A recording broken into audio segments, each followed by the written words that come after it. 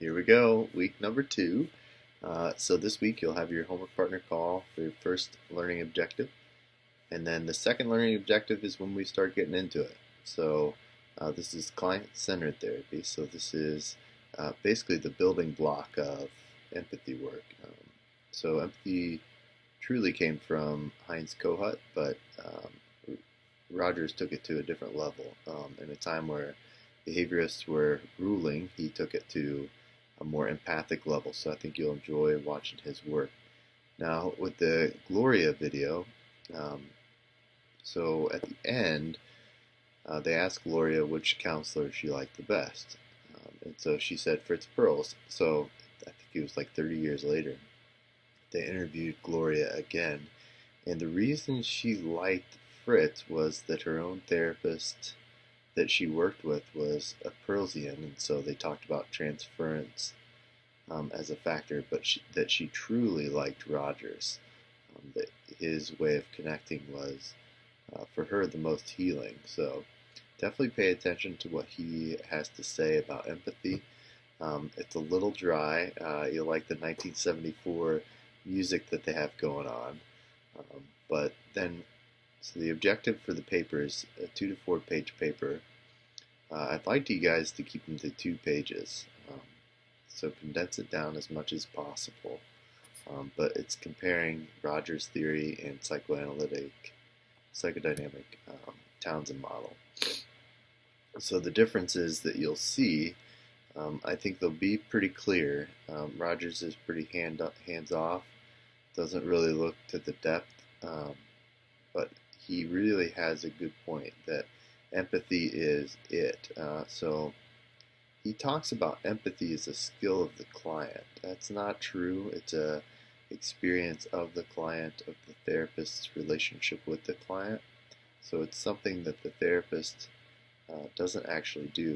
The therapist does attunement. So sometimes we'll have clients that we can't develop empathy with, and that's okay. That's why knowing this other level that I think would have been really helpful for Rogers, of the different personalities. Like with schizoid, we want to attach a little slower. With dependent, we want to be pretty active. Borderline, pretty active. Narcissists, we want to fan the flame of their greatness. All those things create empathy, but we're attuning to those different pieces to create that empathy experience. So I want you to dig into that level of it, how it's different, and how Rogers missed it, that he didn't have that piece. Or maybe you think that he had it. I don't really care. I think you guys will have some beautiful papers. Alright, Adlerian therapy. This one, definitely pay attention to this one. This is the next level with play therapy. If you're thinking of doing play therapy at all, this is the theory to use, in my opinion. It talks about drives, the aggressive drive,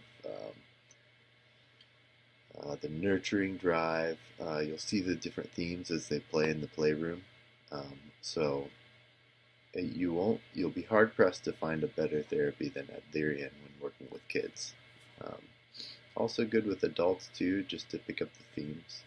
So the post will be list one concept or skill that you like the best about Adlerian, and then how is it different than the Townsend model would be the second part. Then the fourth is theories, models, strategies for understanding and practicing consultation. So this is supervision. So this is a new, I think, a new field. So recently I've been reading Diana Fosha's books. They have all different kinds of these clinical supervision essential books that the APA is putting out for how to do supervision, real close to the founding fathers, for lack of better words, of certain therapies. So that one's for AEDP, Diana Fosha's theory. So how to do supervision according to um, the model. So I think you guys will like digging into this. Uh, really will make a difference also as you will someday become a supervisor. So knowing how to supervise is, I think, an invaluable skill. So I've had to learn pretty quick how to do it. So the more you guys learn that, the better equipped you'll be in the long run. So list the main distinctions between counseling and consultation and give examples that demonstrates the difference. Will be that one. And then number 5 is emotional coherence therapy, which is the next level of therapy. I think they're combining neuroscience with um, psychodynamic here. So they talk about following the symptoms. And so essentially, they've been doing this research out in New York where they will talk about trauma and then give the person a beta blocker after to disengage the emotional response from the trigger. So emotional coherence therapy has a lot to it. So a lot of that core emotional stuff that we've talked about in the Townsend Institute and how they do that is brilliant. So it goes along the lines of EMDR. So basically you're just going to do the same thing that you did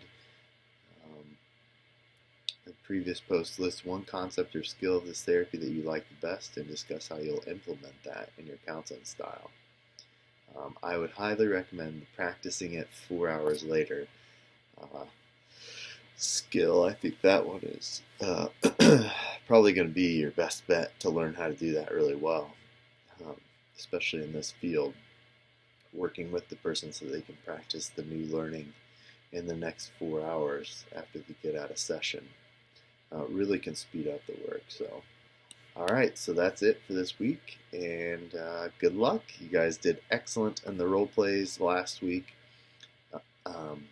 It didn't give you a whole lot of feedback on the posts, like the different learning objectives last week, because I want to give you a fair amount on the actual work that you're doing. I think you guys will enjoy that more. Tell me if you want more on the posts and less on the role plays, but I think in the past that's what people have liked, more feedback on the role plays. So, all right, great work.